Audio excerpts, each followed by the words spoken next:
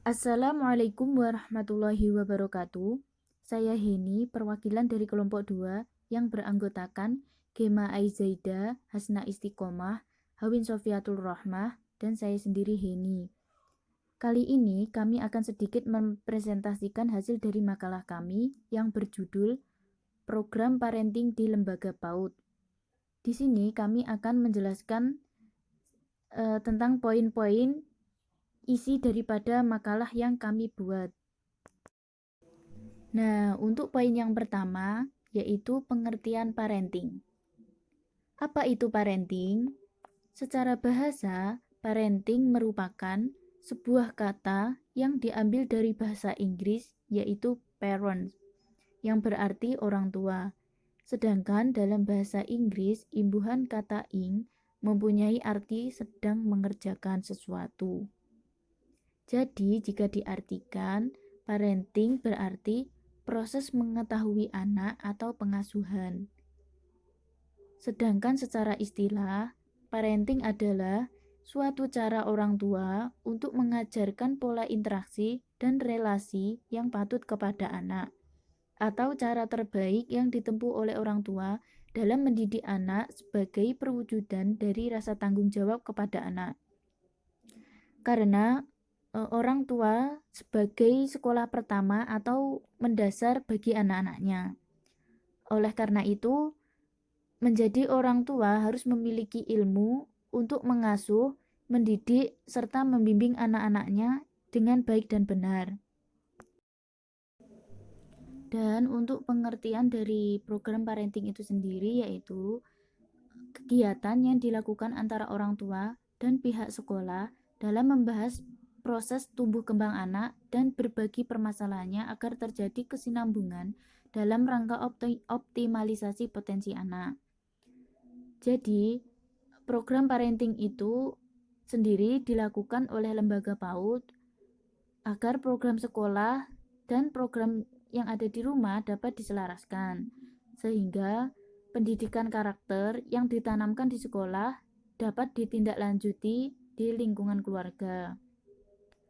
Program ini akan meningkatkan kerjasama antara orang tua dan pihak lembaga PAUD, serta dapat meningkatkan pula kompetensi guru itu sendiri.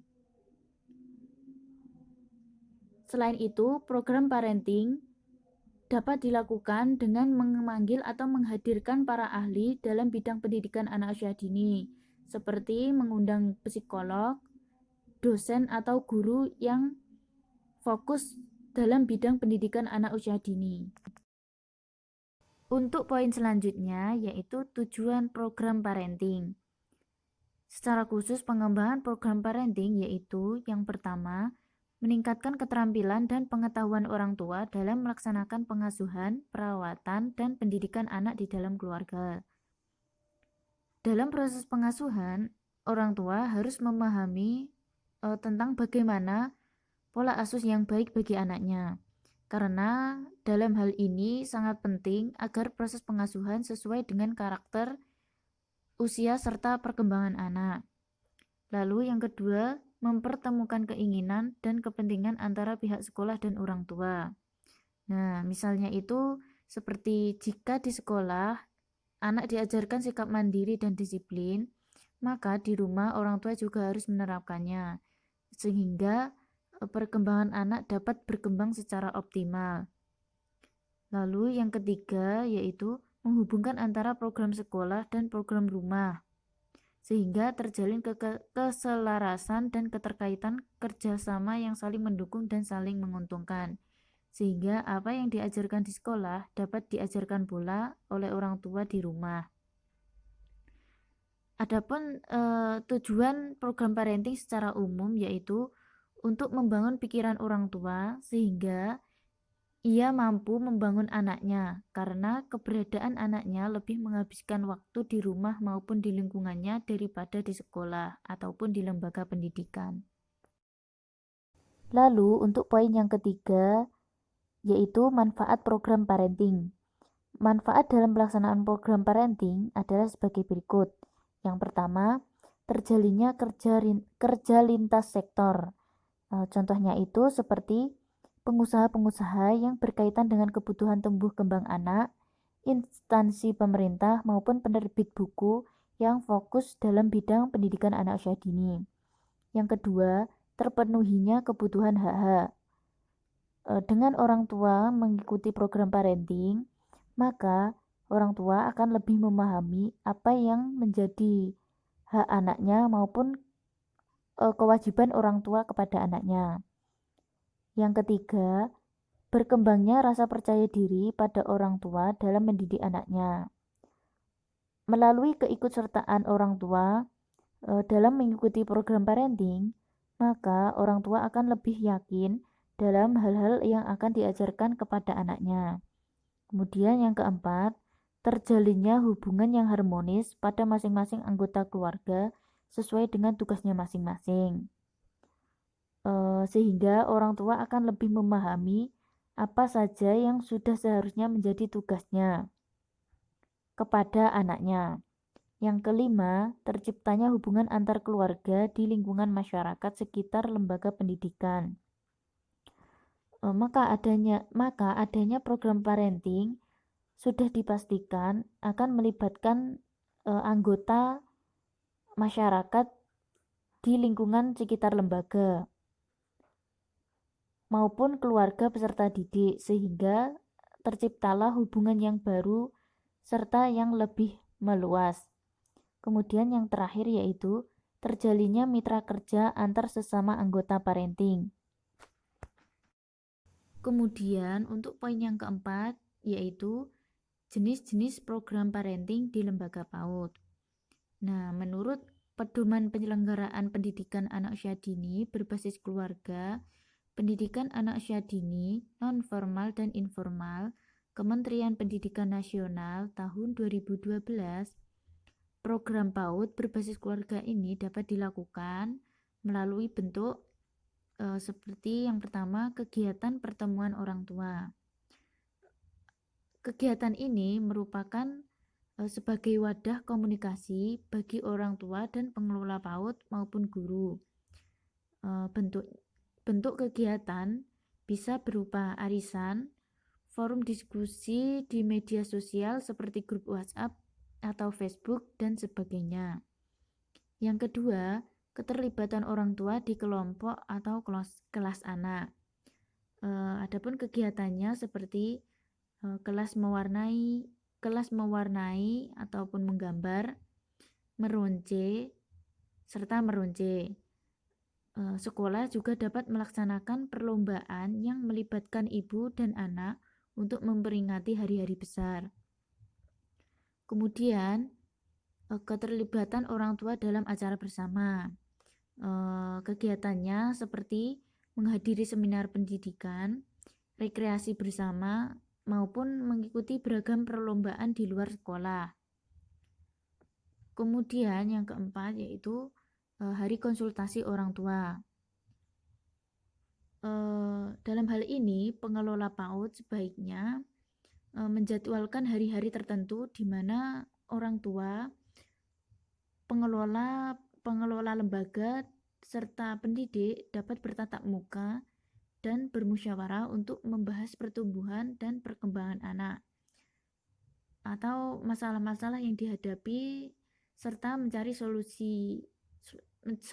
solusi untuk mengatasi setiap permasalahan tersebut.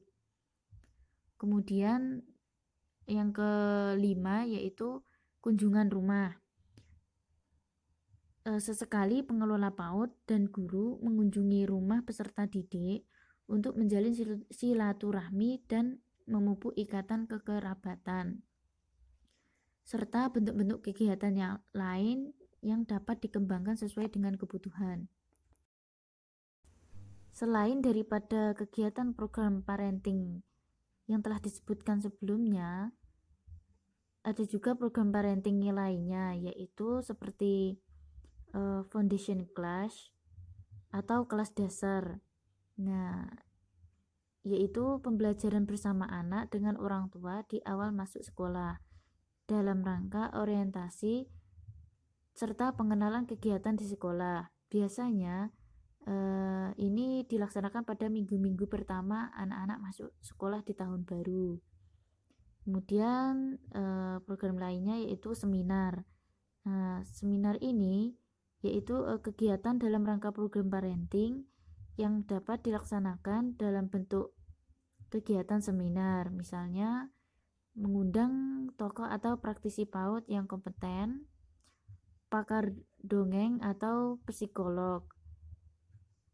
Kemudian program selanjutnya yaitu aktivitas rumah atau home activities, yaitu kegiatan atau aktivitas di rumah yang dibawa ke sekolah, di mana membawa orang tua untuk menginap di sekolah bisa dilakukan dengan kegiatan perkemahan ataupun pihak sekolah menyediakan tempat penginapan yang ada di ruangan. Kemudian program selanjutnya yaitu cooking on the spot atau memasak di tempat, di mana anak-anak belajar masakan, menyajikan makanan dengan bimbingan guru atau bersama dengan orang tuanya.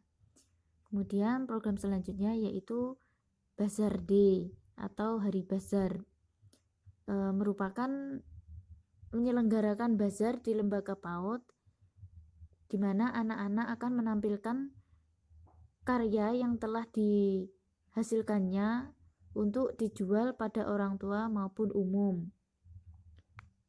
Kemudian untuk program selanjutnya yaitu mini zoo atau kebun binatang mini, yaitu menyelenggarakan kebun binatang mini di sekolah, di mana anak-anak membawa binatang kesayangan atau binatang peliharaan dari rumah ke lembaga PAUD.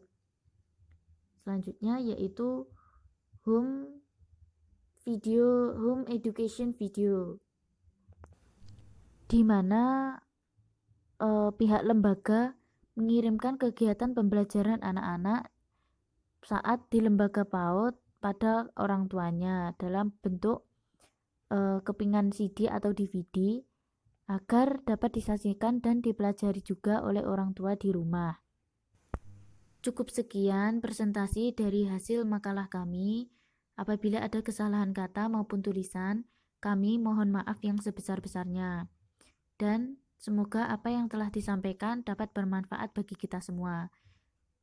Akhiron, wabillahi taufik wal hidayah, walidawal inayah, Assalamualaikum warahmatullahi wabarakatuh.